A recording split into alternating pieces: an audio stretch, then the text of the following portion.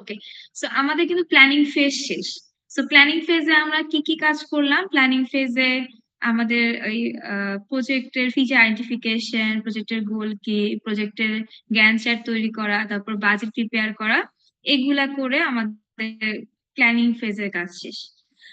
তো মূলত system planning ফেজে এই কাজগুলা করা হয়। করার পরে সিস্টেম যে প্ল্যানার থাকে, সে মূলত এই কাজগুলা হ্যান্ড ওভার করে কার কাছে? সিস্টেম অ্যানালিস্ট এর কাছে। তার মানে এখন আমরা যাবো এনালাইসিস ফেজে। সো এনালাইসিস ফেজে ২ টা কাজ করা হয়। কি কাজ করা হয়? ফার্স্ট কাজ হচ্ছে রিকোয়ারমেন্ট স্পেসিফাই করা। So requirement specification. And second যে কাজটা করা হয় সেটা হচ্ছে SDLC মডেল সিলেকশন। তার মানে আগে রিকোয়ারমেন্ট গুলো স্পেসিফাই করব আর পরবর্তী আমার প্রজেক্টের জন্য কোন SDLC মডেলটা বেস্ট সুট হবে সেটা সিলেক্ট করব। তো এইটা SDLC মডেল সিলেকশন আমরা নেক্সট ল্যাবে করব। নেক্সট ল্যাব তো আমাদের ঈদের পরে। আজকের ল্যাবে আমরা যেটা করব সবচেয়ে সহজ কাজ রিকোয়ারমেন্ট স্পেসিফাই করা। সো রিকোয়ারমেন্ট স্পেসিফাই কি রিকোয়ারমেন্ট আসলে স্পেসিফাই করব?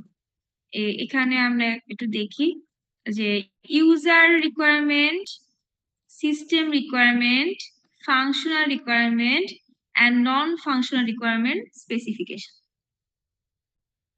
আচ্ছা, আগের দিন আমরা আমাদের সিস্টেমের ফিচার গুলা লিখে ফেলেছিলাম। তো এগুলাকে এখন আমরা বিশ্লেষণ করতে হবে, এনালাইজ করতে হবে।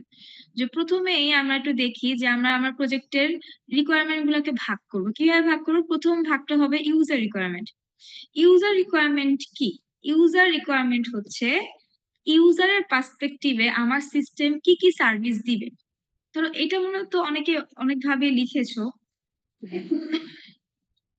আগের দিন। সো মানে ধরো ইউএমএস সিস্টেম। ইউএমএস এ আমি একজন ফ্যাকাল্টি। তো ফ্যাকাল্টি হিসেবে আমি কি কাজ করতে পারি? কি সার্ভিস পাই ওখানে? ওখানে আমি হচ্ছে তোমাদের অ্যাটেন্ডেন্স দিতে পারি। সো আমি তোমাদের অ্যাটেন্ডেন্স মার্ক করতে পারি। প্রেজেন্ট, অ্যাবসেন্ট, সিক অথবা হচ্ছে লেট। আচ্ছা। তারপর আমি কি দিতে পারি? তোমাদের গ্রেড সাবমিশন করতে পারি। তাহলে এই যে আমি একজন ফ্যাকাল্টি মানে আমি যে ইউজার হিসেবে আমি কি কাজ করতে পারি, কি অপারেশন করতে পারি, এইটাকে বলা হয় ইউজার রিকোয়ারমেন্ট। আমাদের কিন্তু এখন এভাবে স্পেসিফাই করে লিখতে হবে যে কোন ইউজার কি অপারেশন করতে পারবে তার পোর্টালে, মানে কি ধরনের সে সার্ভিস পাবে, এটাকে বলে ইউজার রিকোয়ারমেন্ট। তারপরে আসছি নেক্সট যে রিকোয়ারমেন্ট সেটা হচ্ছে সিস্টেম রিকোয়ারমেন্ট। সিস্টেম রিকোয়ারমেন্টটা কি? সিস্টেম রিকোয়ারমেন্টকে আমি দুই ভাগে ভাগ করতে পারি। একটা হচ্ছে হার্ডওয়্যার রিকোয়ারমেন্ট আর একটা সফটওয়্যার রিকোয়ারমেন্ট। সবাই একটু মনোযোগ দিয়ে আমরা আজকের ল্যাবের কাজটা শুনবো কারণ এটা কিন্তু আমাদের প্রজেক্টে নিজেদের প্রজেক্টের উপর অ্যাপ্লাই করে স্পেসিফাই করতে হবে। সিস্টেম রিকোয়ারমেন্টটা কি? যে এটাকে আমি দুই ভাগে ভাগ করবো। একটা হার্ডওয়্যার রিকোয়ারমেন্ট আর একটা সফটওয়্যার থাকবে যে আমার কি ধরনের সার্ভারের সাপোর্ট দরকার, সার্ভারের স্পেসিফিকেশনটা কিরকম হবে, আমার ক্লায়েন্ট যে আমার সিস্টেমটা ব্যবহার করবে তার ডিভাইসের স্পেসিফিকেশন কি দরকার, সে কি ল্যাপটপে ব্যবহার করতে পারবে আমার সিস্টেমটাকে নাকি সে মোবাইলে ব্যবহার করতে পারবে। তারপরে সফটওয়্যার রিকোয়ারমেন্ট কি? যে আমি কি তৈরি করবো আসলে, আমি কি ওয়েবসাইট ডিজাইন করব নাকি আমি অ্যাপ ডিজাইন করব, না আমি অ্যাপের মধ্যে কোন অ্যাপ ডিজাইন করবো, আমি ডেস্কটপ অ্যাপ ডিজাইন করব নাকি আমি অ্যান্ড্রয়েড অ্যাপ ডিজাইন করব। যদি আমি ওয়েবসাইট ডিজাইন করি তাহলে আমি HTML, CSS, জাভাস্ক্রিপ্ট দিয়ে আমি হচ্ছে ফ্রন্ট এন্ড ক্রিয়েট করব। আহ আমি কোন ডাটাবেস ব্যবহার করব? ডাটাবেস তো এখানে আসলে ইমপ্লিমেন্ট করা কি ম্যান্ডেটরি না, তোমাদেরকে বলে দিয়েছিলাম তাই না, অপশনাল। কিন্তু মানে এখানে আমাকে লিখতে হবে, মানে স্পেসিফাই করতে হবে যে কি কোন ডাটাবেস আমরা পরবর্তীতে ব্যবহার করব আর কি। তো অনেকে MySQL ব্যবহার করতে পারো, কেউ MongoDB ব্যবহার করতে পারো, কেউ ফায়ারবেস ব্যবহার করতে পারো, তো কোনটা ব্যবহার করবো সেটা এখানে স্পেসিফাই করতে হবে। তাহলে আমাদের এখন সিস্টেম রিকোয়ারমেন্ট কিন্তু আমাদের একদম পুরো ফিক্স হয়ে যাবে যে আমার সিস্টেমের স্পেসিফিকেশন কি হবে, আমার সিস্টেমটা কিরকম হবে, এটা কিন্তু এখন আমাদের আসলে ঠিক হয়ে যাবে। থার্ড যে রিকোয়ারমেন্ট সেটা হচ্ছে ফাংশনাল রিকোয়ারমেন্ট। ফাংশনাল রিকোয়ারমেন্ট হচ্ছে আমার সিস্টেম কি আমাকে প্রোভাইড করবে। আচ্ছা, এখানে মানে আমার সিস্টেমের ফাংশন গুলা কি হবে। আচ্ছা দেখো, এখন তোমাদের মনের মধ্যে কোয়েশ্চেন হতে পারে যে ইউজার রিকোয়ারমেন্ট আর ফাংশনাল রিকোয়ারমেন্ট তো সেমই হয়ে গেল। না, বিষয়টা এরকম না। একটা এক্সাম্পল দেই। ধরো তুমি একজন ইউজার, তুমি একজন স্টুডেন্ট। স্টুডেন্ট হিসেবে তুমি কি করতে পারো? স্টুডেন্ট হিসেবে ওই যে তোমরা তো অ্যাডভাইজিং করতে পারো। সো অ্যাডভাইজিং এর সময় দেখবা তোমাদের পোর্টালে ওই যে একটা আওয়ার কাউন্ট হতে থাকে, একটা টাইম কাউন্ট হয় যে 10 মিনিট আর মাত্র 5 মিনিট এরকম এরকম। তো ইউজার হিসেবে তুমি একজন স্টুডেন্ট হিসেবে তোমার কোর্স অ্যাডভাইজিং এর যে টাইমটা এটা ভিউ করতে পারো। এটা হচ্ছে ইউজার রিকোয়ারমেন্ট। আর ফাংশনাল রিকোয়ারমেন্ট কি? সিস্টেম জেনারেট করে দেয় যে কোন সময় থেকে অ্যাডভাইজিং স্টার্ট হবে, সেটা কাউন্টডাউন স্টার্ট করে মানে জেনারেট করে, এবং হচ্ছে একটা ঠিক সময় যে ওই অ্যাডভাইজিং পোর্টালটা ওপেন হয়। এইটা হচ্ছে ফাংশনাল রিকোয়ারমেন্ট। সিস্টেমের পার্সপেক্টিভে সিস্টেম কি কাজ করতেছে সেইটা হবে ফাংশনাল রিকোয়ারমেন্ট। এইটা এখানে আবার স্পেসিফাই করতে হবে। এর পরবর্তীতে আসি হচ্ছে নন ফাংশনাল রিকোয়ারমেন্ট। আচ্ছা, কারো কোনো আইডিয়া যে নন ফাংশনাল রিকোয়ারমেন্ট আসলে কি প্রজেক্টের?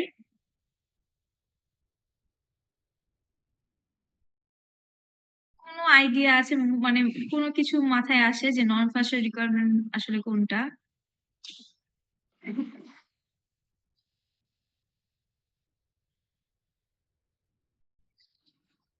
আচ্ছা, ওই যে আমরা যে এসএসসি এইচএসসি আমাদের বোর্ড এক্সাম ছিল, তো এক্সামের রেজাল্ট যখন যেদিন দেয় সেদিন আমরা সকাল থেকে আগে কি করতাম, ওয়েবসাইটে যে ট্রাই করতাম যে আমাদের রেজাল্ট শো করার জন্য। রেজাল্ট দেখার জন্য যখন আমাদের ইউজার নেম পাসওয়ার্ড দিয়ে বা রেজিস্ট্রেশন নাম্বার দিয়ে লগ ইন করতাম, তখন দেখতেন যে খালি হচ্ছে লোড হতেই থাকে। তো এটা কেন হয়? এটাকে কি বলা হয় আসলে মূলত, এই পেজটা যে লোড হয় না?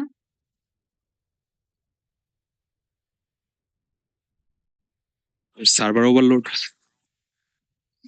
সার্ভার ডাউন আমরা বলি আর কি মূলত। আচ্ছা, মানে এটা কি কেন হয় এটা আমরা জানি? সবার তো দক্ষতা মিস। আবার একটু রিপিট করি।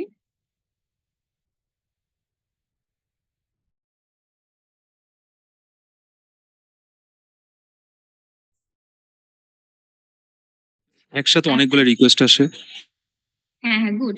দ্যাট মিনস হচ্ছে ঠিক আছে তোমাদের কথা, দ্যাট মিনস হচ্ছে প্রতিটা পেজের একটা ইউজার ক্যাপাসিটি থাকে, একটা ক্যাপাসিটি লিমিট থাকে। আমি ধরে নিলাম এই পেজটা মানে এট এ টাইমে ৩০০ জন মেম্বার বা ইউজার এক টাইমে এটাকে অ্যাক্সেস করতে পারে। এখন ৩০০ মেম্বার থেকে যখন অনেক বেশি রিকোয়েস্ট এই পেজ লোড করার জন্য আসবে, তখন এই পেজের লিমিট হয়ে এক্সিট, এবং কাকে কখন মানে তখন হয়ে যায় সার্ভার ডাউন বা পেজ আর লোড হয় না। এই যে এই জিনিসটার কথা বললাম যে কতজন ইউজার আমার আমার এই সিস্টেমটাকে এট এ টাইমে অ্যাক্সেস করতে পারবে, এইটা হচ্ছে নন ফাংশনাল রিকোয়ারমেন্ট। সেম ভাবে আমার এই পেজটা, ধরো তুমি gmail.com লিখে যখন সার্চ দাও, এটা তুমি একটা রিকোয়েস্ট করলা কার কাছে? সার্ভারের কাছে রিকোয়েস্ট। সার্ভার তোমাকে কি করবে? একটা রেসপন্স করবে। রেসপন্স কিভাবে করবে? তোমার সামনে gmail.com এর যে পেজটা, জিমেলের যে পেজটা, সেই পেজটা হয়তো অ্যাপিয়ার হবে। এই যে এই পেজটা লোড হতে কত সময় লাগলো, এইটাও হচ্ছে নন ফাংশনাল রিকোয়ারমেন্ট। তারপর ধরো এই যে আমরা তো ইউজার হিসেবে যখন রেজিস্ট্রেশন করি বিভিন্ন ওয়েবসাইটে, তো আমরা তো আমাদের কাছে পাসওয়ার্ড চাই, তাই না? তো আমরা আমাদের ইউজার নেম, আমাদের ইনফরমেশন দিয়ে পাসওয়ার্ড দিয়ে এটাকে রেজিস্ট্রেশন করি। তো ওটা যে কি হয়, ইনফরমেশনটা ডাটাবেসে যে সেভ হয়। সো ডাটাবেস যখন ওটা যে সেভ হলো, তখন আমি যখন আবার পরবর্তীতে লগ ইন করবো, তো লগ ইন করতে গেলে কি হবে? আমার ডাটাবেসের সাথে আমার ম্যাচ করে দেখবে যে আমি আমি অথেন্টিক ইউজার কিনা। আচ্ছা, ডাটাবেজে যে যে এই যে আমার ইউজার নেম আর পাসওয়ার্ডটা সেভ হলো ডাটাবেজ, এইটা আবার কে হ্যান্ডেল করে? অ্যাডমিন প্যানেল হ্যান্ডেল করতে পারে। আচ্ছা, তাহলে অ্যাডমিন প্যানেল তো আমার পাসওয়ার্ড দেখে ফেলবে, তাহলে সেক্ষেত্রে কি কাজ করা হয়? কারো কোনো আইডিয়া? Hash ma'am. হ্যাঁ, দ্যাট মিনস আমার পাসওয়ার্ডটাকে এনক্রিপ্টেড করা হয়, যে হ্যাশিং এর মাধ্যমে করা হয়, বা হ্যাশিং ছাড়াও আরো অনেক অ্যালগরিদম আছে, সেগুলোর মাধ্যমে পাসওয়ার্ডটি এনক্রিপ্টেড অবস্থায় রাখা হয়, যাতে এটা কারো কাছে মানে শো না করে। তো এইটাও হচ্ছে নন ফাংশনাল রিকোয়ারমেন্ট। তাহলে আমরা একটু দেখি যে আমরা এই যে আমাদের ল্যাব ম্যানুয়ালটা, এটা স্টুডেন্ট অ্যাটেন্ডেন্স ট্র্যাকিং সিস্টেমের উপর আসলে ক্রিয়েট করা। তো প্রথমেই দেখি যে সিস্টেম, এটা সিস্টেম রিকোয়ারমেন্টটা কি। তোমরা পরে তোমাদের প্রজেক্টের জন্য করবে আর কি। সিস্টেম রিকোয়ারমেন্টকে আমি 2 ভাগে ভাগ করলাম, হার্ডওয়্যার রিকোয়ারমেন্ট আর সফটওয়্যার রিকোয়ারমেন্ট। সো হার্ডওয়্যার রিকোয়ারমেন্টে দেখো সার্ভারের কি ধরনের স্পেসিফিকেশন দরকার, 8 জিবি র্যাম, 500 জিবি এসএসডি হবে, তো কি ধরনের দরকার এগুলো আর কি এখানে স্পেসিফাই করতে হবে। তারপর ক্লায়েন্ট ডিভাইসের স্পেসিফিকেশনটা কিরকম হবে, সে কি কম্পিউটার ব্যবহার করতে পারবে তোমার সিস্টেমটাকে, নাকি স্মার্টফোনও ব্যবহার করতে পারবে, যে কোনো সিস্টেমে ব্যবহার করতে পারবে, এখানে মূলত এখানে এই পোর্শনটাতে উল্লেখ করা হয়। হার্ডওয়্যার থেকে ইম্পর্টেন্ট সবচেয়ে বড় বিষয় হচ্ছে সফটওয়্যার রিকোয়ারমেন্ট। সফটওয়্যার রিকোয়ারমেন্ট এখানে ধরো ওয়েবসাইট তৈরি করলাম, তাহলে ফ্রন্ট এন্ডে কোনটা ব্যবহার করলাম, HTML, CSS, JavaScript. Same backend আমি যখন ক্রিয়েট করব তখন আমাকে পিএইচপি বা নোড জেএস এর হেল্প নিতে হবে, বা অনেকে ASP.NET ও ব্যবহার করতে পারে। ডাটাবেস কোনটা ব্যবহার করবে, মাই এসকিউএল, মঙ্গোডিবি নাকি ফায়ারবেস, যে কোনো ধরনের ডাটাবেস তুমি ব্যবহার করতে পারো। ওয়েব সার্ভার কোনটা হবে, অপারেটিং সিস্টেম কোনটা হবে, উইন্ডোজ না লিনাক্স, ব্রাউজার সাপোর্ট কোনটা হবে, এই টোটালটা মূলত আমাদের এখানে একদম স্পেসিফাই করতে হবে। যদি ইউআই ইউএক্স ডিজাইন করো তাহলে ফিগমা দিয়ে ফ্রন্ট এন্ড ডিজাইন করো, তাহলে এগুলো এখানে উল্লেখ করতে হবে যে আমার কোন কোন ল্যাঙ্গুয়েজ বা কোন কোন প্ল্যাটফর্মে আসলে সাপোর্ট প্রয়োজন এই সিস্টেমটা তৈরি করতে গেলে। এইটা হবে আমাদের সিস্টেম রিকোয়ারমেন্ট। তারপরে আমরা যে পয়েন্ট আউট করবো সেটা হচ্ছে ইউজার রিকোয়ারমেন্ট। ইউজার রিকোয়ারমেন্টে যে স্টুডেন্ট অ্যাটেন্ডেন্স ট্র্যাকিং সিস্টেমের ইউজার হচ্ছে 3 টাইপের। একটা হচ্ছে teacher, second one is student, আর third one is admin staff. তো টিচাররা কি করতে পারবে, টিচাররা লগ ইন করতে পারে, তারপর তাদের কোর্স লিস্ট ভিউ করতে পারে, তারপর স্টুডেন্টদেরকে অ্যাটেন্ডেন্স প্রতিদিন অ্যাটেন্ডেন্স দিতে পারে, অ্যাটেন্ডেন্স রিপোর্ট ভিউ করতে পারে। স্টুডেন্টদের পোর্টাল থেকে স্টুডেন্টরা কি করতে পারবে, তাদের নিজেদের অ্যাটেন্ডেন্স, মানে তোমরা তোমাদের পোর্টাল থেকে কি করতে পারো, তোমাদের অ্যাটেন্ডেন্স তোমরা ট্র্যাক করতে পারো বা দেখতে পারো যে কোন ক্লাসে কোন কত পার্সেন্টেজ অ্যাটেন্ডেন্স ছিল। তারপর এইটা তোমাদের নাই, ধরো এই সিস্টেমের মধ্যে আছে যে লো অ্যাটেন্ডেন্স এর জন্য তুমি একটা নোটিফিকেশন রিসিভ করবে, মানে অ্যালার্ট দিবে তোমাকে। ধরো 50% এর নিচে গেলে তোমাকে পরীক্ষা দিতে দিবে না, 50% এর নিচে গেলে তোমাকে একটা অ্যালার্ট দিতে থাকবে যে এই 50%টা তোমাকে মেনটেন করতে হবে। তারপর অ্যাডমিন স্টাফের কাজ কি, এই যে ইউজারদেরকে অ্যাড করা বা ইউজারদেরকে আপডেট করা, তারপর সে বিভিন্ন ধরনের রিপোর্ট জেনারেট করতে পারে, সেটা ডেটের বেসিসে হতে পারে, কোর্সের বেসিসে হতে পারে, স্টুডেন্টের বেসিসে হতে পারে। আর তার আরেকটা কাজ হচ্ছে সে একটা অ্যাটেন্ডেন্স থ্রেশহোল্ড সেট করতে পারে। অ্যাটেন্ডেন্স থ্রেশহোল্ড কোনটা, এই যে এইটা, যে কত পার্সেন্টের নিচে গেলে স্টুডেন্ট হচ্ছে নোটিফিকেশন পাবে। সো অ্যাডমিন প্যানেল থেকে হয়তো বা সেট করে দিল 50%, এই থ্রেশহোল্ডটা সেট করে দিল, এইবার 50% এর নিচে নেমে গেলে তোমাকে একটা নোটিফিকেশন দেওয়া হবে বা তুমি একটা নোটিফিকেশন পাবা। তো এইগুলা হচ্ছে ইউজার রিকোয়ারমেন্ট। এর পরবর্তীতে আমরা কি করব, ফাংশনাল রিকোয়ারমেন্টে ভাগ করব, যে সিস্টেমের পার্সপেক্টিভে আমার সিস্টেম এখন কি কি কাজ করবে। আচ্ছা দেখো, প্রথম রিকোয়ারমেন্টটাই দেখি, the system shall allow teachers to log in with secure credential. দেখো, টিচার হিসেবে আমার ইউজার রিকোয়ারমেন্ট ছিল যে আমি লগ ইন করতে পারবো। ফাংশন রিকোয়ারমেন্টটা কি, যে সিস্টেম আমাকে তখনই লগ ইন করতে দিবে যখন আমার ঠিক ইউজার নেম এবং ঠিক পাসওয়ার্ড থাকবে। তার মানে আমি যখন একজন অথেন্টিকেট ইউজার হব, মানে আমার সিকিউর ক্রেডেনশিয়াল থাকবে। সিস্টেম কি করবে, আমার সামনে পার কোর্স স্টুডেন্টের একটা লিস্ট জেনারেট করে ডিসপ্লে করবে। তারপর দেখো স্টুডেন্ট আর কি কি কাজ করতে পারে, system shall notify student if their attendance falls below a threshold. তার মানে তুমি স্টুডেন্ট হিসেবে নোটিফিকেশন রিসিভ করবা, আর সিস্টেম কি করবে, তোমাকে ওই নোটিফিকেশনটা জেনারেট করে দিবে। এটাই কিন্তু ডিফারেন্স ইউজার রিকোয়ারমেন্ট আর ফাংশন রিকোয়ারমেন্ট। ইউজার রিকোয়ারমেন্টে তুমি ইউজারের পার্সপেক্টিভে লিখবা, আর ফাংশন রিকোয়ারমেন্টে তুমি সিস্টেমের পার্সপেক্টিভে লিখবা যে সিস্টেম কি কি কাজ করবে। আচ্ছা, তারপরে আসি non functional requirement. Non functional রিকোয়ারমেন্টের প্রথমে পারফরমেন্স দেখো, system should load page within 3 second. কত সেকেন্ডের মধ্যে তোমার সিস্টেমটার পেজ গুলো লোড হবে, তোমার পেজে এট এ টাইমে কয়জন ইউজার একই সাথে অ্যাক্সেস করতে পারবে, তোমার সিস্টেমে যে পাসওয়ার্ড, মানে সে যে ডাটা, কিছুক্ষণ আগে যেটা বললাম ডাটাবেজে যে পাসওয়ার্ডটা সেভ থাকবে, এটাকে তুমি কি করে রাখবে, এনক্রিপ্টেড অবস্থায় যে স্টোর করে রাখতে, সেটাকে বলে সিকিউরিটি পারপাস। তারপরে তোমার সিস্টেমের ইউজার, মানে সিস্টেমটা কি ইউজার ফ্রেন্ডলি হবে কি হবে না, এটাকে বলে ইউজেবিলিটি। ধরো আমি আমি ধরো একজন ধরো ফার্মার বা কৃষক, এখন আমি তো আসলে কখনো হয়তো বা সফটওয়্যার ব্যবহার ওইভাবে যাই না। তো এখন আমি আমি যাতে তোমার সফটওয়্যারটা ইনস্টল করার পরেই সহজেই বুঝতে পারি যে আমার এই কোথায় কোন ফিচারটা আমি পাবো। এটাকে বলে ইউজার ফ্রেন্ডলি ফিচার। তাই তোমার সিস্টেম যদি ইউজার ফ্রেন্ডলি না হয়, তাহলে আমি তো ইউজার হিসেবে বুঝবোই না যে আমি কোন জায়গায় গেলে কোন ফিচারটা ব্যবহার করতে পারবো। সো অবশ্যই সেটা সিম্পল, ইন্টারফেসটা সিম্পল, ইউজার ফ্রেন্ডলি হতে হবে। তারপর ধরো তুমি তারপর একটা এক্সাম্পল দেই। ধরো ইউএমএস এর ডাটাবেজ প্রতিনিয়ত তো আপডেটেড হচ্ছে। কোনো কারণে যদি ডাটাবেজে ব্যাকআপ প্ল্যান না থাকে, তাহলে কি হবে? ডাটাবেজে যদি কোনো ডাটা লস হয়ে যায় বা ডাটাবেজের টোটালটাই যদি ক্র্যাশ হয়, এখন তুমি ভাবো তুমি ইউএমএস এ কখনোই তুমি লগ ইন করতে পারবে না, কারণ তুমি এখন অথেন্টিক ইউজার না। অনেক ডাটা ছিল যেগুলা তুমি করে রাখছো, বা অ্যাডভাইজিং এর সময় কিছু কোর্স রেজিস্ট্রেশন করে ফেলছিলা, বা বিভিন্ন ধরনের যে কাজগুলো করা হয়ে গেছে, সেগুলাও মানে ডাটাবেসের সাথে কি হয়ে যাবে, লস হয়ে যাবে, হারিয়ে যাবে। তো তো এর পরবর্তীতে কি হবে, বড় ধরনের একটা প্রবলেম ক্রিয়েট হবে। তাহলে নন ফাংশনাল রিকোয়ারমেন্ট কিন্তু খুবই ইম্পর্টেন্ট একটা ফ্যাক্টর। তো তোমাদের একটা জিনিস ধরো আমি এটা জিজ্ঞেস করি। ধরো আমাদের সফটওয়্যার দুইটা, একটা হচ্ছে এ সফটওয়্যার, ধরো ফুড ডেলিভারি অ্যাপই, এটা ধরো ফুড ডেলিভারি অ্যাপ নাম্বার 1, আরেকটা দিলাম ফুড ডেলিভারি অ্যাপ নাম্বার 2। এই অ্যাপের ভালোই ফিচার আছে, অ্যাডভান্স ফিচারও আছে ধরো। আর এই অ্যাপের অ্যাডভান্স ফিচার আসলে ওইভাবে নাই, বাট যতটুকু দরকার ততটুকু ফিচার আসলে আছে, অ্যাডভান্স ফিচার ধরো নাই। কিন্তু এই অ্যাপে এই যে এই ফুড ডেলিভারি অ্যাপে এইখানে নন ফাংশনাল রিকোয়ারমেন্ট নাই, নন ফাংশনাল রিকোয়ারমেন্ট নাই। কিন্তু এই ফুড ডেলিভারি অ্যাপে যারা তৈরি করছে তাদের নন ফাংশনাল রিকোয়ারমেন্ট গুলো প্রোভাইড করলো। এখন তুমি, তোমার কোয়েশ্চেন হচ্ছে ইউজার হিসেবে তুমি কোন অ্যাপটা ব্যবহার করতে বেশি স্বাচ্ছন্দ্য বোধ করো? কেন, কারণ কি? হুম।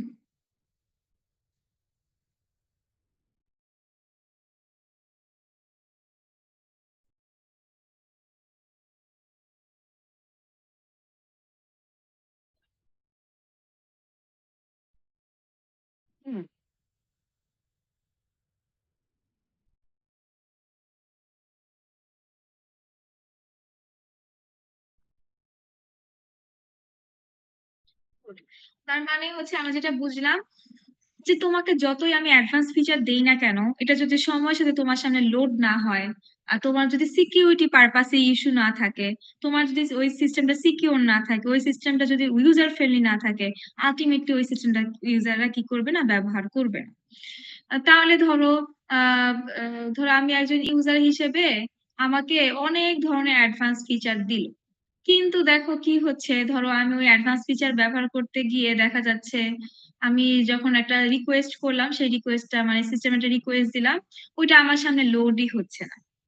সো লোড, ইনফরমেশন যদি আমার সামনে লোড না হয়, এটাকে বলা হয়, আচ্ছা, ইনফরমেশন লোড হওয়াকে বলা হয় অ্যাভেলেবিলিটি। সো ইনফরমেশন যদি আমার সামনে লোডই না হয়, মানে অ্যাভেলেবিলিটি না থাকে, তাহলে ওই ইনফরমেশন সিস্টেমটা ইউজলেস সিস্টেম। তার মানে ফাংশনাল রিকোয়ারমেন্ট তো ইম্পর্টেন্ট, তার সাথে নন ফাংশনাল রিকোয়ারমেন্ট অনেক বেশি ইম্পর্টেন্ট একটা ফ্যাক্টর। এইগুলা না থাকলে আসলে সিস্টেম, মানে এটাকে আমি এক কথায় বলতে পারি সিস্টেমের পারফরমেন্স ইভালুয়েটর, বা সিস্টেমটা ইফিশিয়েন্ট কিনা, সেটা আমি এইটার মাধ্যমে ইভালুয়েট করতে পারি। তাহলে আমাদের কাজ কি হবে? আমাদের কাজ হবে এই যে আমাদের সিস্টেমের জন্য, আমাদের প্রপোজ সিস্টেমের জন্য, মানে আমাদের প্রজেক্টের জন্য সিস্টেম, ইউজার, ফাংশনাল আর নন ফাংশনাল রিকোয়ারমেন্ট স্পেসিফাই করা। এটা করলে এখন কি হবে, ধরো তুমি তো এখন তোমার প্রজেক্টের মাত্র 3 জন মেম্বার হিসেবে কাজ করতেছো। যখন তুমি রিয়েল লাইফ অ্যাপ্লিকেশনে, যখন আমরা কোম্পানিতে যাব, তো কোম্পানিতে যখন আমার 20-30 জন মেম্বার একই সাথে কাজ করবে, তখন কাজ করার সময় এখন আর আমার সিস্টেমটা তো আমার জানা থাকবে না, কারণ এটা তো আমরা জানি যে আমরা কোন প্রজেক্ট আমরা করতেছি। কিন্তু তখন তো প্রজেক্ট নিয়ে আসবে ক্লায়েন্ট, তো তোমাকে তখন একদম স্পেসিফাই করে করে ফেলতে হবে, বিশ্লেষণ করে করে অ্যানালাইজ করতে হবে যে কোনটা দরকার, হার্ডওয়্যার স্পেসিফিকেশন কি দরকার, সফটওয়্যার স্পেসিফিকেশন কি দরকার, ইউজারের সিস্টেমে পোর্টালে কোথায় কোথায় কি কি ফিচার দিতে হবে, আমার সিস্টেম থেকে সে কি কি কাজ করতে পারবে, সিস্টেমটা কি কিভাবে ইফিশিয়েন্ট করা যায়। এই সবগুলা বিষয় তোমাকে অ্যানালাইসিস করে ফেলতে হবে, যাতে ওই যে ডিমান্ডের যে সিস্টেমটা ওইটাই তৈরি হয়, এবং একটা ইফিশিয়েন্ট সিস্টেম তৈরি হয় সময়ের মধ্যে। এইটা খুবই ইম্পর্টেন্ট একটা জিনিস। এই রিকোয়ারমেন্ট স্পেসিফিকেশন যদি ভুল হয়, তাহলে কিন্তু তোমার হোল সিস্টেম ভুল হয়ে যাবে। সো এই জায়গায় কাজটা করে সিস্টেম অ্যানালিস্টরা। এটাই আমরা থিওরিতেও পড়েছিলাম যে খুবই রেসপন্সিবল একজন পার্সন হতে হবে সিস্টেম অ্যানালিস্টকে। সে মূলত হচ্ছে এই সিস্টেমের ডিসিশন মেকার। আমরাও এই কাজটা করবো আজকে। ধরো তোমাদের গ্রুপের মেম্বারদেরকে বলছিলাম যে গত ক্লাসে যে ওই যে প্ল্যানিং এর যে একটা গুগল ডকে তোমরা কাজ করেছো, ওইটা সবার সাথে শেয়ার করে দিতে। সবার সাথে বলতে গ্রুপ মেম্বারদের সাথে শেয়ার করে দিতে। ওইটারই ওই ওই গুগল ডকেই তোমরা কাজ করবে। ওই গুগল ডকেই নিচে আরেকটা পেজে যাবা। ওই পেজে হেডলাইন দিবা অ্যানালাইসিস ফেজ। অ্যানালাইসিস ফেজের পরে হেডলাইন দিবা এই যে এটা, ইউজার সিস্টেম ফাংশনাল আর নন ফাংশনাল রিকোয়ারমেন্ট স্পেসিফিকেশন। তারপরে হচ্ছে তোমার নিজের প্রজেক্টের জন্য system requirement, user requirement, functional requirement আর নন ফাংশনাল রিকোয়ারমেন্ট, এগুলোকে পয়েন্ট আউট করে ফেলতে হবে। আজকের কাজ খালি এইটাই। সো এটা তোমরা কিভাবে কাজ করতে পারো, ধরো তোমার গ্রুপ মেম্বারদের সাথে শেয়ার করে দিলা যে এক একজন ভাগ করে নাও যে তুমি সিস্টেম রিকোয়ারমেন্ট লিখবা, কেউ ইউজার রিকোয়ারমেন্ট লিখবে, আরেকজন হচ্ছে ফাংশনাল, এভাবে ভাগ করে নাও। নেওয়ার পরে যে ফাংশনাল রিকোয়ারমেন্ট লিখলো সে বাকিগুলাকে রিভিউ করবে, পড়ে দেখবে যে কোনো ভুল আছে কিনা, বাকিরা বাকিদেরটা রিভিউ করবে। এইভাবে কাজ করে আর কি তোমরা এটা শেষ করতে পারো।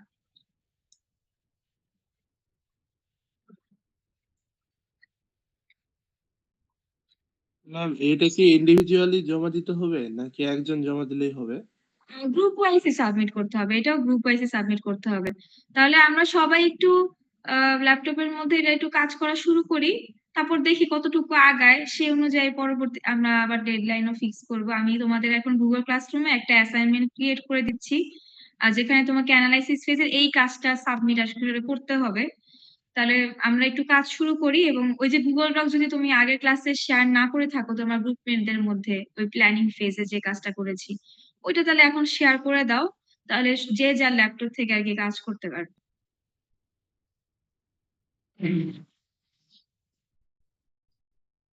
গ্রুপ ওয়াইজ কাজ তো অফলাইনে কাজ করতে সুবিধা বেশি হয়। এখন কিছু তো করার নাই, একটা ক্লাসই আমাদের অনলাইন হচ্ছে, তো যতটুকু পারি আসলে করতে থাকি আর কি। Ma'am presenter.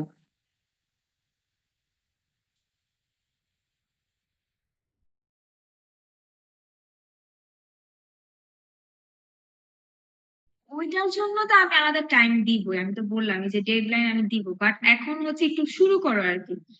বা হচ্ছে দেখো যে তোমার প্রজেক্টের জন্য, বা যদি শুরু না করো তাহলে দেখো যে আমার প্রজেক্টের জন্য কি কি হবে, এগুলা নিয়ে একটু অ্যানালাইসিস করো। ল্যাপটপ থাকলে ল্যাপটপে এগুলো একটু লিস্ট ডাউন করে থাকো। তারপর তো আমি সময় ইনক্রিজ করে তোমাদেরকে সাবমিশনে টাইম দিব। ম্যানুয়ালটা দিবেন নাকি পরে? ম্যানুয়ালটা দেই নাই তোমাদের গুগল ক্লাসরুমে? আচ্ছা দেখি তো।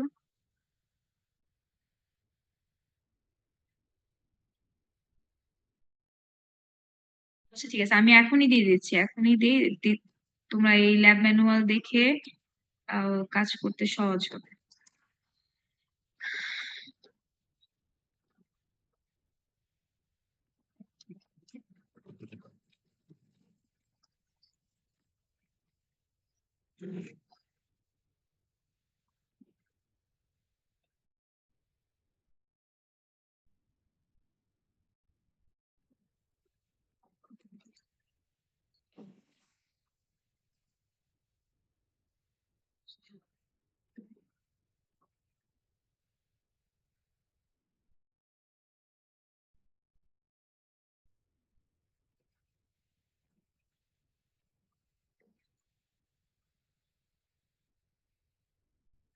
আচ্ছা চেক করে দেখো, ল্যাব ম্যানুয়াল অলরেডি দিয়ে দিয়েছি।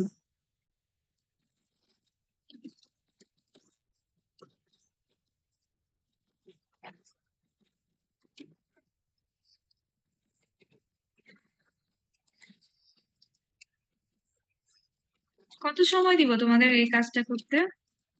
বসলে সময় তো কম লাগবে, অনেক ছোট একটা কাজ। আজকে রাতের মধ্যে হবে কমপ্লিট?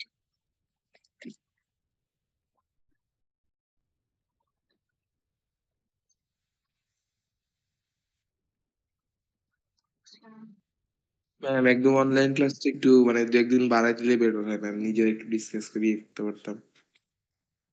ম্যাম একবার ঈদের আচ্ছা পরে দিয়ে দেন। একটা কাজ করি, তোমাদের তো আমার সাথে নেক্সট ল্যাব কবে হবে আবার? ঈদের পরে হবে না? আহ, ঈদের পরে বলতে কবে? 1 তারিখে আই থিঙ্ক। হ্যাঁ, এক তারিখের আগে দিয়ে দেন তাহলে। তারিখের আগ পর্যন্ত টাইম দিয়ে দেই। তারপর তোমরা ঈদের পরে কাজ করবা না ঈদের আগে কাজ করবে, তোমরা ওইভাবে করে সাবমিট করে দাও। কিন্তু অবশ্যই এটা কথা দিতে হবে যে নেক্সট ল্যাবে আসার আগে সাবমিট করে আসতে হবে, ঠিক আছে? তাহলে জি ওইটা ম্যাম। ওইভাবে দিয়ে দিচ্ছি। হুম, আবার ভুলে যেও না। সব অবশ্য নোটিফিকেশন তো দেয় মনে হয়।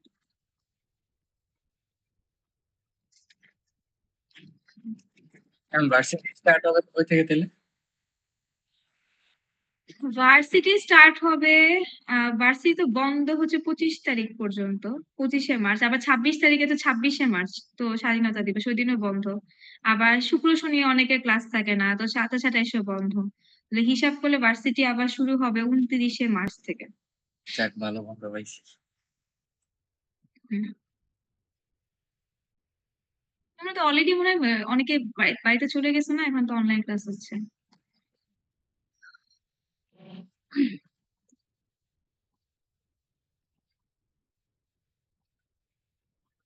আচ্ছা, তাহলে আহ কাজ করো, কাজ করে সাবমিট করো। এখন একটা জিনিস তোমাদের কাছে আগে জিজ্ঞেস করি, গত ক্লাসে যে কাজগুলা করে ফেলছো ওগুলা কি এখন হচ্ছে তোমাদেরকে ফিডব্যাক দিব?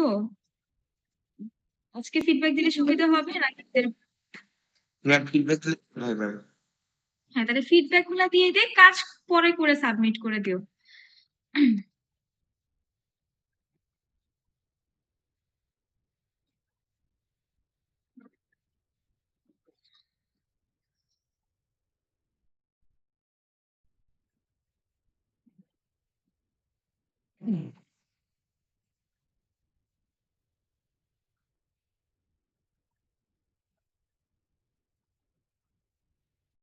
আচ্ছা, আল মাহিন নো অ্যাটাচমেন্ট।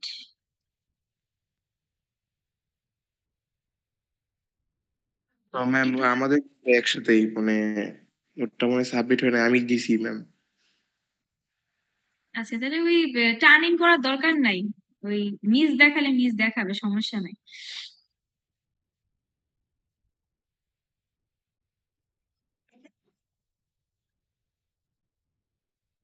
আচ্ছা, কি জব রিক্রুটমেন্ট?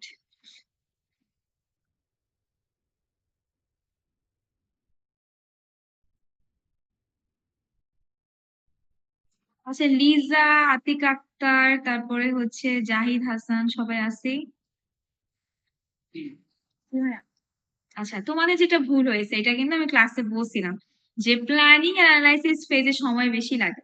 দেখো, তোমরা ইমপ্লিমেন্টেশন ফেজে দিছো 34 দিন, আর বাকিতে সময় কম।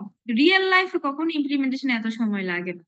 এখন তোমরা নতুন করে শিখতেছো বা জাভাতে একটু সমস্যা ছিল, এই জন্য তোমাদের স্টুডেন্ট লাইফে লাগতে পারে।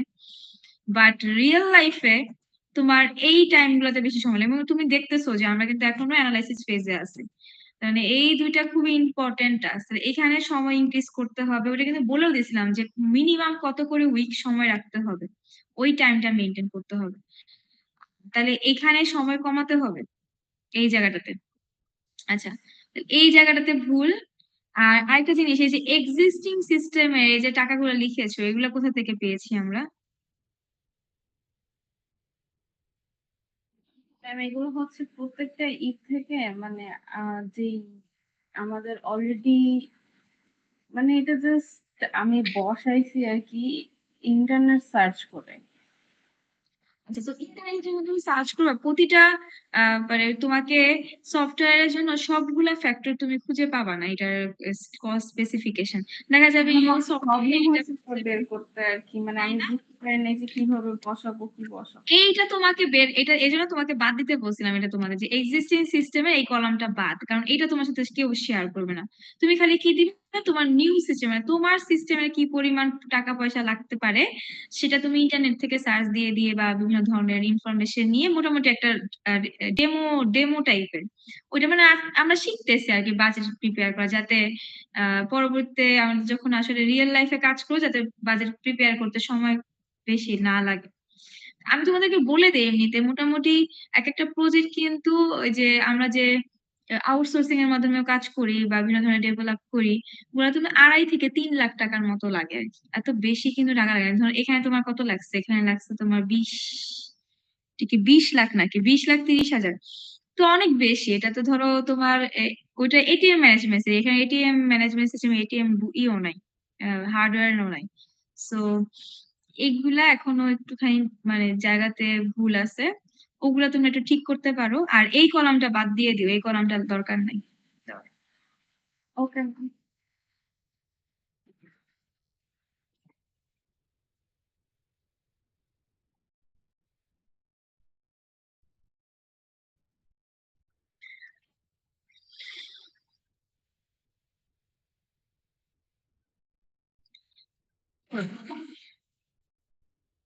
আচ্ছা, thesis and project archive management.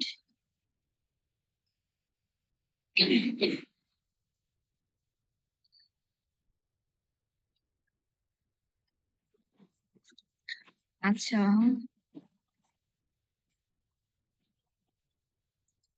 আচ্ছা, ফারিয়া, জান্নাত, মিম আছি, মানে এই গ্রুপের কোনো মেম্বার? বৃষ্টি, তাসনিম আক্তার, তোমাদের জ্ঞান চার ঠিক আছে।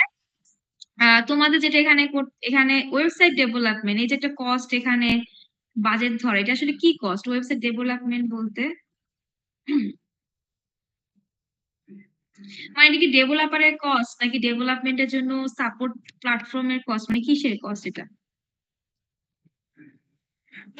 ডেভেলপারের কস্ট হিসেবে ধরছি। সম্পূর্ণটা যদি ডেভেলপ করতেছো, এই টোটালটা ডেভেলপ করতেই তো টোটাল কস্ট এত লাগবে। আর ডেভেলপারদের যে কস্ট, এটা কিন্তু আলাদাভাবে অলরেডি টাকা ধরা। তো এটা যদি ডেভেলপারদের কস্ট হয়, তাহলে এইটা এখানে এসে ভুল হয়ে গেছে। আর যদি এটা অন্য কিছু হয়, সেটা কি, এটা এখানে একদম করতে হবে। বা এটা তুমি ওয়েবসাইট হোস্টিং এর জন্য কস্ট দিতে পারো, হোস্টিং।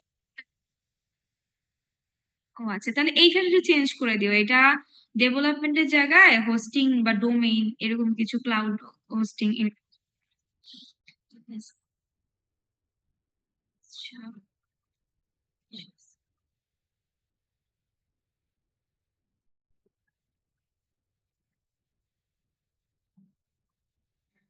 ম্যাম, ঠিক করে কি আবার সাবমিট করব? আচ্ছা, আবার সাবমিট করা দরকার নেই। ধরো তুমি সেকেন্ড যে ফেজের কাজ করবা, যে analysis phase, so analysis phase কিন্তু ওই একই ডকে লিখতে বলছি। সো তুমি যখন অ্যানালাইসিস ফেজের কাজটা সাবমিট করবা, তখন তো ওই ওই ডকে প্ল্যানিং ফেজের কাজটাও থাকবে, ওইটাতে তুমি আপডেট করে দিও। এখন আবার এটাকে আনসাবমিট করে সাবমিট করার কোনো দরকার নাই। এগুলো জাস্ট আমরা ফিডব্যাক দিব। আমরা যেটা করতেছি, ওই যে তোমরা তোমাদের কাজ অনুযায়ী যা যা যে যেরকম ভাবে কাজ করতেছো, সেই অনুযায়ী একটা ডেমো মার্কিং করে রাখতেছি।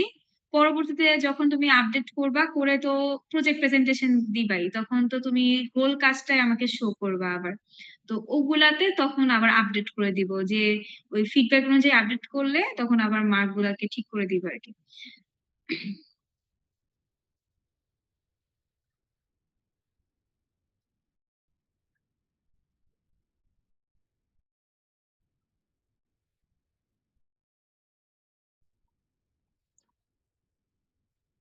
আচ্ছা, ভেহিকেল রেন্টাল ম্যানেজমেন্ট সিস্টেম,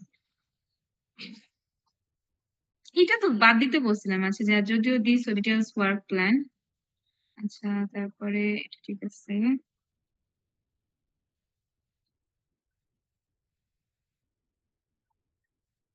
এটা কি? আদার ড্রাইভার হেল্পার, আচ্ছা এটা আমি বুঝি নাই। এই যে ড্রাইভ, সাইফুদ্দিন, নাইম, সাদিয়া আর তুবা, জি ম্যাম। এই স্যালারি কস্ট কি?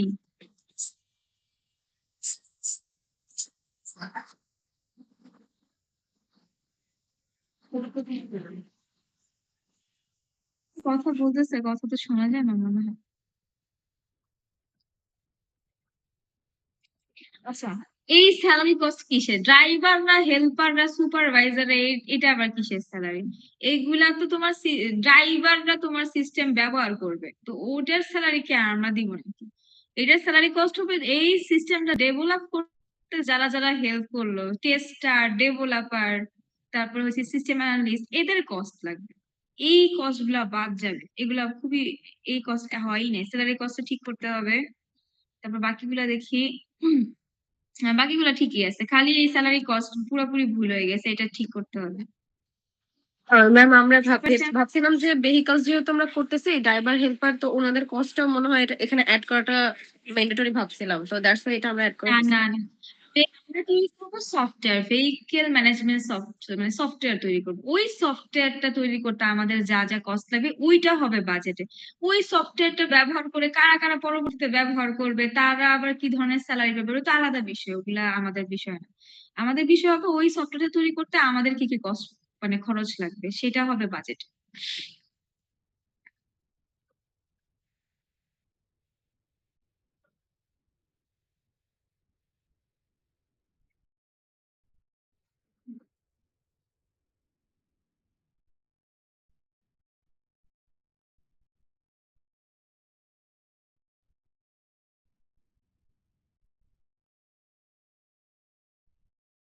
হুম, আচ্ছা।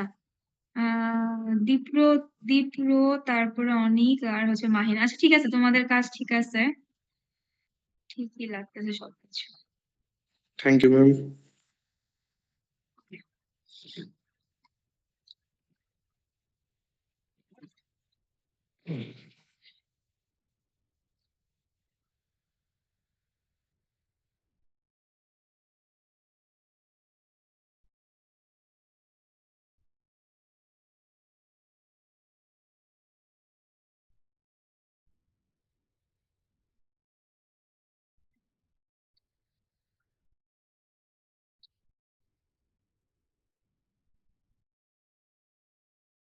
আচ্ছা, ভুবন, ভুবন আছে, ভুবনের গ্রুপ মেম্বাররা কারা কারা আরো?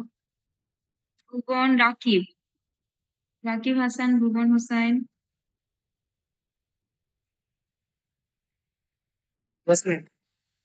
আচ্ছা, দেখো এটা কিভাবে ক্রিয়েট করেছো এই জ্ঞান চার্টটা?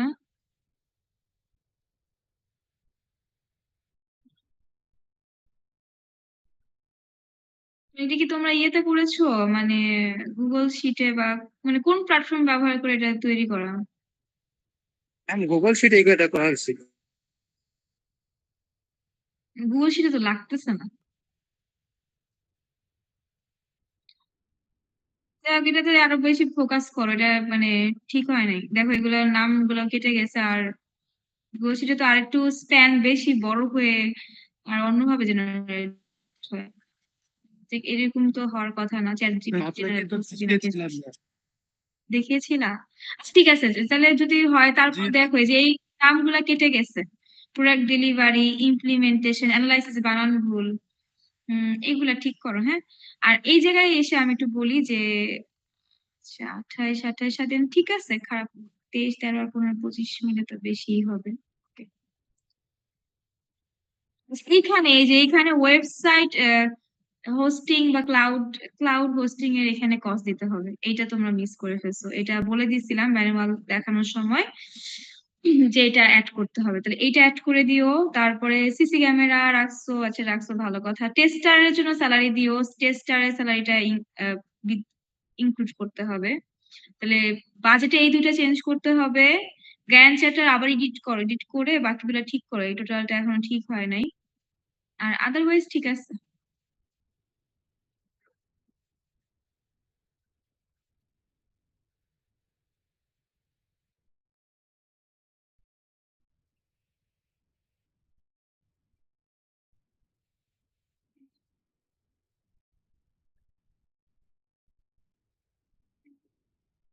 আচ্ছা, মুস্তাকিম, বিল্লাল, সিফাত, জি ম্যাম। তুমি কি একা নাকি আরো মেম্বার আছে? না আমি একা। আচ্ছা, তোমার যেখানে হয়েছে, এই দেখো ইমপ্লিমেন্টেশনের সময় লাগলো 17 দিন, টেস্টিং করতে সময় লাগলো 23 দিন, দুইটার সাথে একদমই মিসম্যাচ। যেটা ইমপ্লিমেন্ট করতে সময় লাগবে 17 দিন, টেস্টিং করতে 23 দিন সময় লাগবে কি? এই যে এইখানে তোমার এখানে এই জায়গাটাতে তোমাকে ফিক্স করতে হবে। যেমন প্রোডাক্ট ডেলিভারি, তো প্রোডাক্ট ডেলিভারির টাইম 18 দিন হয়ে গেছে, এত দিন দেওয়ার তো কোনো দরকার নেই, 7 দিনে না। অনেকে ৩-৪ দিনও দেয়। ৩-৪ দিনে ১ দিনও এনাফ। মানে ১ দিন না, আরো ৩-৪ দিন দিলে বেটার। মানে তুমি মেক্সিমাম ৭ দিন এখানে দিতে পারো। এই এই যে ৩ টা টাইম, এই লাস্টে যে ৩ টা টাইম এগুলাকে ঠিক করতে হবে। তাহলে এগুলাকে ঠিক করতে গেলে আবার এইগুলাও কিছু ইনক্রিজ করতে হবে। তাহলে এই টোটালটা টাইম ডিউরেশন গুলা তোমাকে ঠিক করতে হবে। Okay ma'am. আচ্ছা, এমনিতে জ্ঞান চার্ট আঁকা ঠিক আছে। আর এখানে দেখি, এই যে তুমি এখানে দুটো একসাথে লিখছো, একসাথে লেখা যাবে না, মানে ভাগ করে লিখো যে ওয়েবসাইট হোস্টিং এর জন্য কত কস্ট লাগবে, ওয়েবসাইট মেইনটেনেন্স এর জন্য কত কস্ট লাগবে, স্পেসিফাই করে লিখতে হবে। আমরা এখন যা করবো একদম স্পেসিফাই করে করে লিখ, না বাট আলাদা আলাদা করে লিখতে হবে। আলাদা আলাদা দেখতে হবে, না হলে যে তোমার বাজেট হবে না, একসেপ্ট হবে না। বাজেটে তোমাকে একদম স্পেসিফাই করে কোন ক্রাইটেরিয়াতে কি পরিমাণ কস্ট লাগবে টোটালটা হিসাব করে করে দেখাতে হয় আর কি। আর এখানে টেস্টার অ্যাড করে দিও। অবশ্য টেস্ট অনেক সময় ডেভেলপারই টেস্টার হয়। যদি এরকমই কিছু হয় তাহলে এখানে টাকার পরিমাণ ইনক্রিজ করতে পারো। আর যদি মনে করো যে না টেস্টার আলাদা কেউ হবে, তখন এটার জন্য আলাদা টাকা রাখতে পারো। বা একই পার্সন রোল তো ডেভেলপিংও করতে পারে, এবার সেও টেস্টিং করতে পারে, কিন্তু তাদের জন্য তো আলাদা আলাদা আসলে কস্ট আর কি রাখা উচিত। দেখা যাক।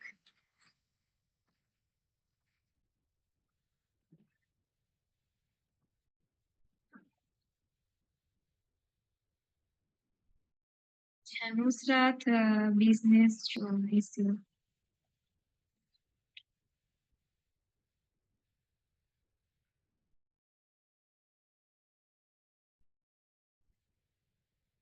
আচ্ছা ঠিক আছে, নুসরাত নুসরাত আসছি, নুসরাত, মাহিন, অর্পণ, জি মিস।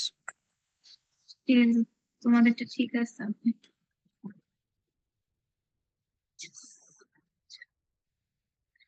সানজানা, স্নেহা, তারপর পিঙ্কি। হচ্ছে পিডিএফ টা সাবমিট করবা, তো এগুলা পরে চেঞ্জ হয়ে যাবে, পিডিএফ টা সাবমিট করে দিও।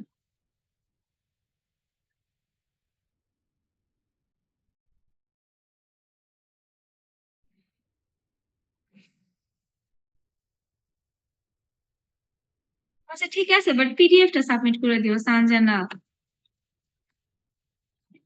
Okay ma'am.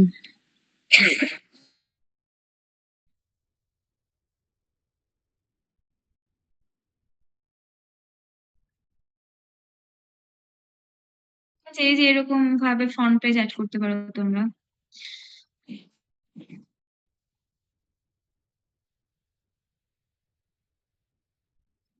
ডিজন এত কিছু লেখার কি দরকার। আচ্ছা, প্যানেল প্যানেল কয়টা থাকবে এটা? শোভনদের গ্রুপের শোভন, নিপন, রোমান একটাই প্যানেল থাকবে না? ইউজার প্যানেল নাকি অ্যাডমিন প্যানেলও থাকবে?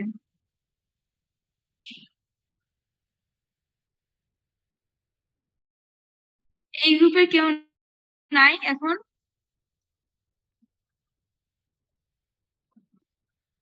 সে না থাকলে আর কি রিভিউ দিব?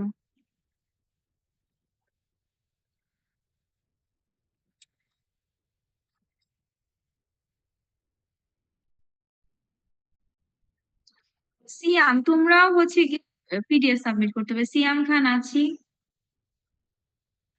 জি মিস।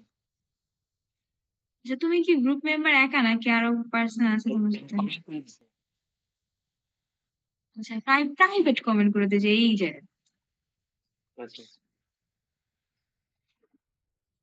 এই যে তোমার সেম এক্সিস্টিং সিস্টেমের কস্ট কোথায় পেয়েছো, এইটা বাদ দিতে হবে, এই কলমটা বাদ দিতে হবে। আর এখানে ক্লাউড কম্পিউটিং, তারপরে হচ্ছে বা সরি ডোমেইন, এগুলার জন্য টাকা অ্যাড করবে আর কি। বাকিগুলা কি আছে? খালি বাজেটে একটু চেঞ্জ করতে হবে, আর পিডিএফ টা সাবমিট করবা, আর প্রাইভেট কমেন্ট আইডি লিখে দাও। আচ্ছা, শেষ তো মনে হয়। আর কোনো গ্রুপের বাকি পড়লো? নাই তো মনে হয়, খালি একটা গ্রুপেরই পেলাম না মেম্বারদের।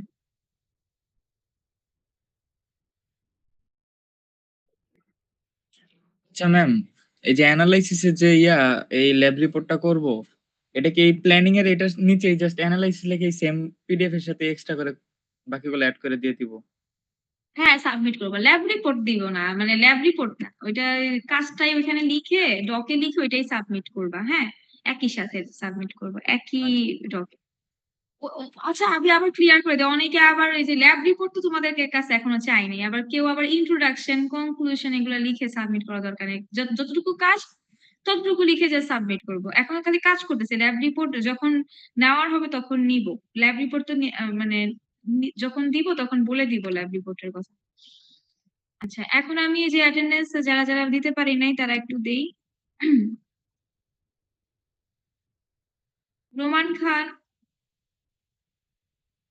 রোমান খান, আচ্ছা ফয়েজ আহমেদ, নিপন